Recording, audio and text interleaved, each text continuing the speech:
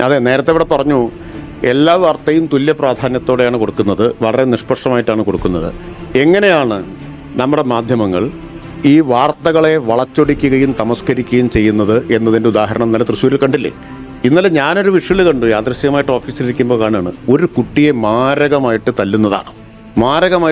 അപ്പോൾ ഇത് എന്താണ് സംഭവം തന്നെ മനസ്സിലാവുന്നില്ല. ഇത് കലോത്സവത്തിലുള്ള അടിയാണെന്നും ഒക്കെ പിന്നീടാണ് മനസ്സിലാവുന്നത്. ഈ വലിയ മുട്ടൻ വടികളൊക്കെ ഉപയോഗിച്ച്, കസേരയൊക്കെ ഉപയോഗിച്ച് തല്ലിച്ചിറക്കിയാണ്. പിന്നീടാണ് ഇത് മർദ്ദനമേറ്റത് SFIയുടെ യൂണിറ്റ് സെക്രട്ടറിക്കാണ്, തൃശ്ശൂർ കേരള കോളേജിൽ നിന്നറിയുന്നത്. ഇന്ന് പത്രം കൊടുത്തത് എങ്ങനെയാണ്? ആ പടം, ഈ ഭീകരമായി തല്ലുന്ന പടം കൊടുത്തിട്ട് പറഞ്ഞു SFI KSU സംഘർഷം. അവിടെ തല്ല് കൊണ്ടവനാരാണെന്നും തല്ലിയവനാരാണെന്നും ഇല്ല.